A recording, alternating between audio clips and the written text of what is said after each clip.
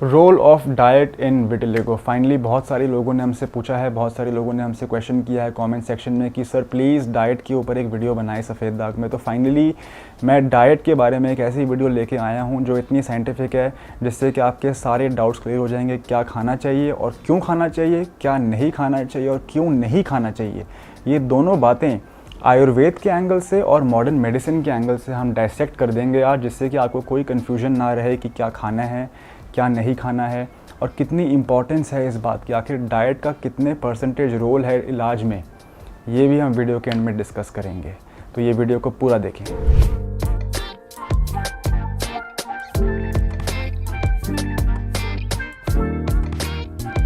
मेरा नाम है डॉक्टर सम्यक धवन और मैं हूं कंसल्टेंट काया क्लब ग्लोबल पे, जहां हम पिछले 30 सालों से 2 लाख से भी अधिक सफ़ेद दाग के पेशेंट्स को उनकी बीमारी से निजात दे चुके हैं, उनको ट्रीटमेंट दे चुके हैं। हमारा 93 to 95% सक्सेस रेट रहा है इतने सालों में। आज की वीडियो लाने से पहले मैं एक क्वेश्चन उठाना चाहूँगा जो पिछले वीडियो के कॉमेंट सेक्शन में हमसे पूछा गया था।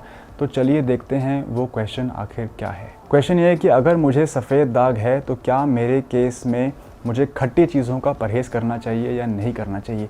ये क्वेश्चन आज की वीडियो से ही एकदम टाई करता है। इसका आंसर मैं वीडियो के दौरान ही आपको दे दूंगा, तो आप प्लीज़ वीडियो को एंड तक देखिए। चलिए वीडियो शुरू करते हैं। सबसे पहले बात करते हैं कि आखिर डाइट का रोल क्या है सफ़ेद दाग के ट्रीटमेंट में। डाइट आखिर कितने परसेंटेज रोल प्ले करती है।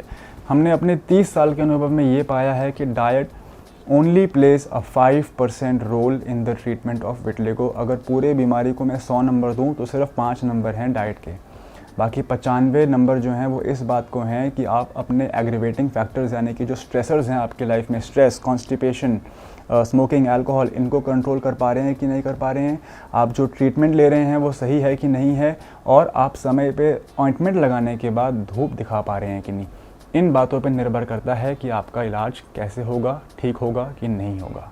क्या खाएं क्या ना खाएं, इससे पहले मैं एक ये बताना चाहता हूँ कि जो पेशेंट्स हमारे पास आते हैं, जो हमसे वीडियो कंसल्टेशन लेते हैं या क्लिनिक पे आके हमसे बात करते हैं, वो बेचारे इतने कंफ्यूज्ड होते हैं क्योंकि नेट पे इतनी ज़्यादा इन्फॉर्मेशन है। कुछ आयुर्वेद के डॉक्टर्स इतने स्ट्रिक्ट गाइडलाइंस दे रहे हैं, कुछ मॉडर्न मेडिसिन के डॉक्टर्स कुछ बता रहे हैं, तो पेशेंट बेचारा इतना कन्फ्यूज़ हो जाता है कि वो हमारे पास आके हमसे, जब वो हमारे पास आते हैं तो उनको एक्चुअली स्ट्रिक्ट डाइटरी गाइडलाइंस और रिस्ट्रिक्शंस की वजह से बाकी न्यूट्रिशनल डिफिशिएंसीज हो चुकी होती हैं। फॉर एग्जांपल कुछ लोग दूध पीना छोड़ देते हैं, उनको लगता है कि दूध पीने से सफ़ेद दाग होता है, तो उस चक्कर में दूध छोड़ने की वजह से उनकी बॉडी में कैल्शियम डिफिशिएंसी हो जाती है। तो मैं ये कहना चाहता हूँ कि जो लोग 40 साल से ऊपर के हैं, 40 साल के ऊपर के लोगों को तो बिल्कुल भी दूध नहीं छोड़ना चाहिए, वरना उनकी बॉडी में स्पेशली मेनोपॉजल एज ग्रुप में जो विमेन हैं उनको ऑस्टियोपोरोसिस होने का इतना खतरा है, तो वो दूध तो छोड़ ही नहीं सकते हैं, कैल्शियम की डिफिशियंसी हो जाएगी उनको। तो एक तो ये प्रॉब्लम आती है जब लोगों के पास एक्यूरेट इन्फॉर्मेशन नहीं होती है। नंबर 2 मैं देखता हूँ कि मैं जब ब्लड रिपोर्ट चेक करता हूँ तो लोगों के जो हीमोग्लोबिन होता है वो 6 या 7 होता है। तो जब तक हीमोग्लोबिन 11 नहीं होगा तब तक बॉडी में रंग बनाने वाली कोशिकाएं नहीं बनेंगी। मेलानोसाइट्स के ग्रोथ में हेल्प करता है आयरन, आयरन से ही हीमोग्लोबिन है। तो हमें सबसे पहले तो आयरन रिच फूड्स खाने हैं, जैसे कि एप्पल हो गया, स्पिनच हो गया, ये खाने से हमारे विटिलिगो की ट्रीटमेंट में हेल्प होता है। और जो लोग गलतियां करते हैं वो ये हैं कि वो चावल खाना छोड़ देते हैं, या वो चिकन खाना छोड़ देते हैं, या नॉन वेजिटेरियन फूड बिल्कुल ही छोड़ देते हैं। तो चिकन और नॉन वेज फूड में बहुत अच्छी क्वांटिटी में विटामिन B12 होता है, और B12 भी हमें चाहिए मेलानोजेनेसिस के लिए। तो ये क्या है कि मिसकम्युनिकेशन की वजह से, लैक ऑफ अवेयरनेस की वजह से, इतनी जो इन्फॉर्मेशन आजकल मिलने लग गई है इंटरनेट पे, उसकी वजह से पेशेंट्स इतने कंफ्यूज रहते हैं कि वो मान के चल लेते हैं कि मैंने तो अपना सफ़ेद दाग घर पे ठीक करना है, ये मुझे कहीं मैंने ब्लॉग में पढ़ा था कि ये नहीं खाना है, तो वो उसको नहीं खाते हैं, और उसके चलते उनको बाकी न्यूट्रिशनल डिफिशिएंसीज हो जाती हैं जो उनको आज की डेट में नहीं, लेकिन कुछ महीने बाद वो पता चलता है, ब्लड टेस्ट की जब रिपोर्ट आती है कि ये कमियां हैं उनके शरीर में। तो आइए इस वीडियो को शुरू करते हैं और देखते हैं कि क्या वो चीज़ें वाकई में ऐसे इतने स्ट्रिक्ट गाइडलाइंस की ज़रूरत है भी कि नहीं है विटिलिगो ट्रीटमेंट में, वो हम बात करेंगे। पहले तो हम बात करते हैं कि हमें क्या नहीं खाना चाहिए विटिलिगो के पेशेंट्स को।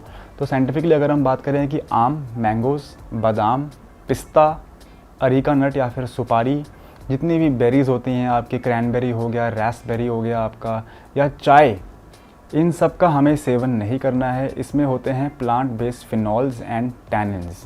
ये फिनॉल एंड टैनिन आखिर क्या करते हैं बॉडी में जाके, ये हमारे रंग बनाने वाली कोशिकाएं या फिर केराटिनोसाइट्स में ऐसे मॉलिक्यूल प्रोड्यूस करते हैं जिसे हम कहते हैं, अगर मेडिकली बात करें तो TNF और इंटरल्यूकिन्स। टैनिन्स और फिनॉल्स जो इन चीज़ों में, खाने वाली चीज़ों में मैंने अभी आपको बताए हैं, ये जाके रंग बनाने वाली कोशिकाओं पर अटैक करते हैं और वहाँ से बनते हैं TNF और इंटरल्यूकिन, ये जाके सफ़ेद दाग की उत्पत्ति करते हैं। तो हमें सुपारी, आम, अरीका नट, रेड चिली, चाय, ये सब हमें अवॉइड करना है, कम मात्रा में कंज्यूम करना है। बिल्कुल अवॉइड तो लाइफ में नहीं कर सकते हैं, लेकिन इनका सेवन हमें कम करना है।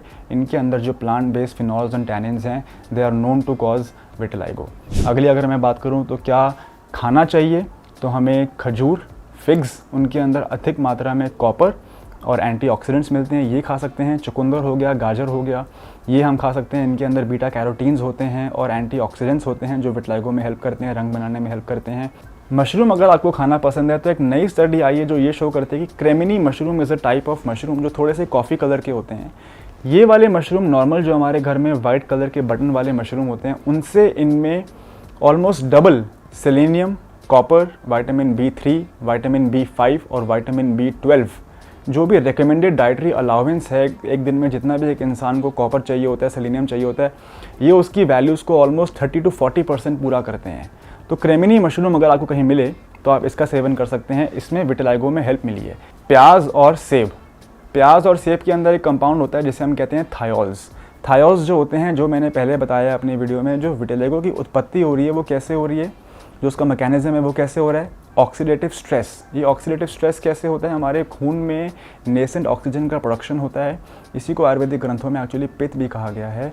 तो ये जो फ्री रेडिकल्स हैं, जो ऑक्सीडेटिव स्ट्रेस हैं, ये हमारे रंग बनाने वाली कोशिकाओं पे हमला कर रही हैं, जिसकी वजह से सफ़ेद दाग की उत्पत्ति हो रही है। तो सेब और प्याज में मिलने वाले थायोल्स जो होते हैं, ये ऑक्सीडेटिव स्ट्रेस को कम करते हैं, एंटीऑक्सीडेंट प्रॉपर्टीज़ होती हैं इनमें, और ये विटिलाइगो पेशेंट्स को खाना चाहिए। अब मैं एक बहुत ही इंटरेस्टिंग कंट्रोवर्शियल बात करूंगा, वो है वे प्रोटीन। आजकल हम देख रहे हैं कि बहुत सारे लोग वे प्रोटीन यूज़ करने लग गए हैं। तो वे प्रोटीन का क्या कोरिलेशन है सफ़ेद दाग के साथ? क्या सफ़ेद दाग के पेशेंट्स को, जिम जाने वाले लोगों को वे प्रोटीन लेना चाहिए? कहीं वे प्रोटीन से विटिलिगो की ऑनसेट तो नहीं शुरू हो जाता है?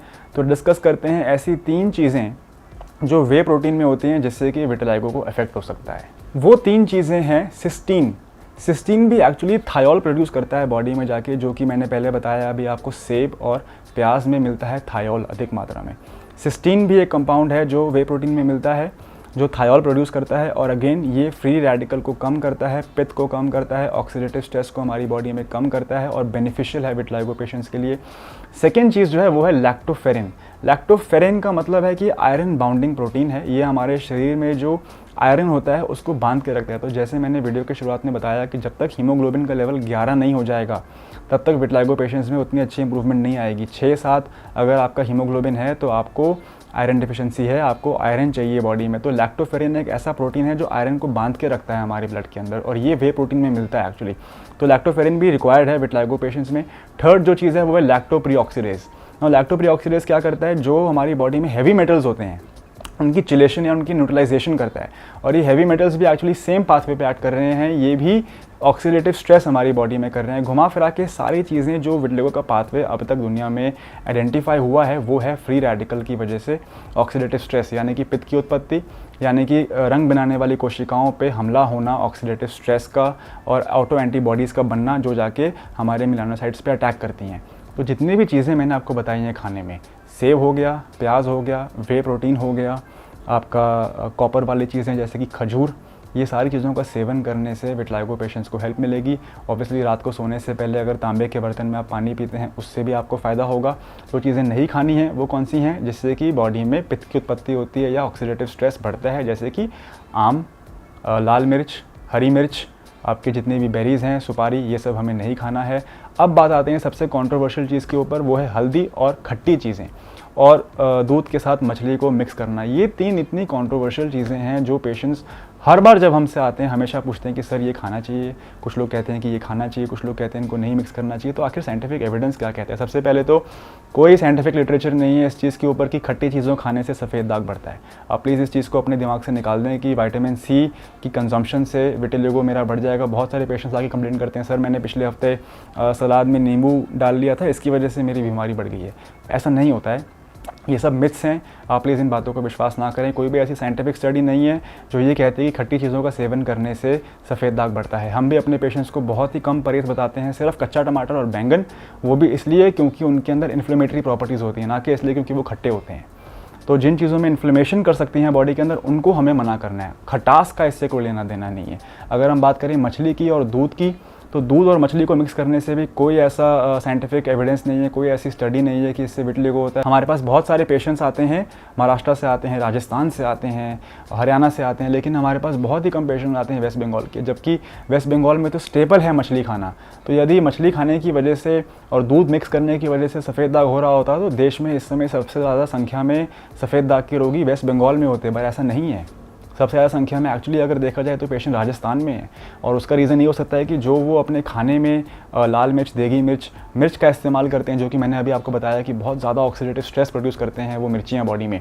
ये एक रीज़न हो सकता है। एग्जैक्टली क्या कोरिलेशन है, अभी तक इसके ऊपर कोई साइंटिफिक स्टडी नहीं है हमारे देश में। हमने एक्चुअली काया क्लब ग्लोबल पे स्टडी भी किया है कि डाइट का आखिर क्या रोल है। पिछले 30 सालों में हमने क्लिनिकल स्टडीज़ करी हैं इस चीज़ के ऊपर। हमने ऑब्जर्व किया, हमने 2 ग्रुप बनाए, 100 लोगों का एक ग्रुप और 100 लोगों का एक ग्रुप। एक ग्रुप को हमने डाइटरी रिस्ट्रिक्शंस दी, एक ग्रुप को हमने बोला कि खट्टी चीज़ों का परहेज़ करो, दूध के साथ मछली का सेवन मत करो, कच्चा टमाटर मत खाओ, बैंगन मत खाओ, ये सारी चीज़ें हमने उनको बताई, संतरा मत खाओ।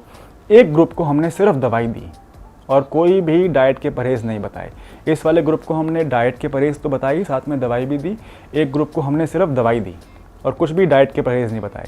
और 3 महीने के बाद हमने जब स्टडी किया सारे डाटा को, तो हमको ये पता चला कि दोनों ही ग्रुप्स में जो रिजल्ट्स थे डिजीज़ के वो बिल्कुल सेम थे। वो एक्चुअली थोड़ा सा 19-20 का फ़र्क था, बट वो इस बात पे डिपेंड कर रहा था कि जब पेशेंट हमारे पास आया तो वो किस स्टेज पे आया, उनके सफ़ेद दाग बढ़ रहे थे कि रुके हुए थे, उनके सफ़ेद दाग के ऊपर बाल काले थे कि सफ़ेद थे, और उनके सफ़ेद दाग किस जगह पे थे।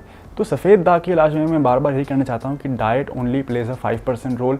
मेन चीज़ जो रोल प्ले करती है वो ये है कि आप किस कंडीशन में डॉक्टर के पास आ रहे हैं, आप किस कंडीशन में हमारे साथ जुड़ रहे हैं, और आपके सफ़ेद दाग कौन से एरियाज़ पे हैं, और आपके सफ़ेद दाग के ऊपर बाल काले हैं कि नहीं। ये चीज़ें डिटरमाइन करती हैं कि आपके केस में रिजल्ट्स कैसे आएंगे, आपके केस में इम्प्रूवमेंट परसेंटेज क्या होगा, कितने महीने तक इलाज चलेगा।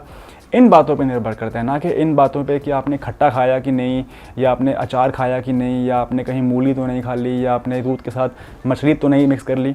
ये सारी बातों पे अपनी एनर्जी फोकस ना करते हुए इस बात पे एनर्जी फोकस करनी चाहिए कि मुझे स्ट्रेस कंट्रोल करना है, मुझे 15 से 20 मिनट प्राणायाम या योगा में इन्वेस्ट करना है, मुझे कॉन्स्टिपेशन नहीं होने देना है, और मुझे सही डॉक्टर के साथ सही समय पे जुड़ना है और पेशेंट्स के साथ अपना लॉन्ग टर्म इलाज करवाना है। That is the correct approach to vitiligo treatment. अगर आपको मेरी बातें पसंद आ रही हैं तो प्लीज़ इस वीडियो को आप लाइक कीजिए और एक कमेंट ज़रूर छोड़िए, क्योंकि हम अपनी हर वीडियो में कमेंट उठा के अगले वीडियो में उस क्वेश्चन को आंसर करते हैं। तो अगर आपको डाइट से रिलेटेड अभी भी कोई क्वेश्चन बच रहा है आपके माइंड में, आपको कुछ सुनने में आया हो, तो आप प्लीज़ उसे कॉमेंट सेक्शन में लिखिए। हम 100% उसे शॉर्ट्स में या अपने अगले वीडियो में उसका आंसर देंगे। मैं आपके साथ एक बहुत ही अच्छी पेशेंट की रिकवरी शेयर करना चाहता हूँ इसी डाइट वीडियो में। आप ये पेशेंट के पैरों की बिफोर की फ़ोटो देखिए, आप देखिए कैसे दोनों पैर पूरे ऑलमोस्ट 80% वाइट थे। अब आप ये पेशेंट के 6 महीने बाद की फ़ोटो देखिए, ये वीडियो मैं प्ले कर रहा हूँ यहाँ स्क्रीन पे आपके लिए। आप देख सकते हैं कैसे ऑलमोस्ट 85% रिकवरी आ चुकी है पेशेंट में। आप ये वीडियो देख रहे हैं।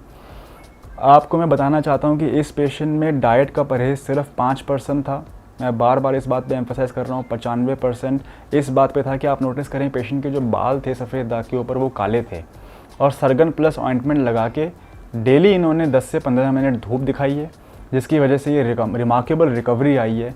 सो मैं आपको पेशेंट्स को फिर से व्यूअर्स को अर्ज करना चाहता हूँ कि आप अननेसेसरीली ब्लॉग्स पे, यूट्यूब पे, गूगल पे कंफ्यूज ना हो कि क्या खाएं क्या ना खाएं।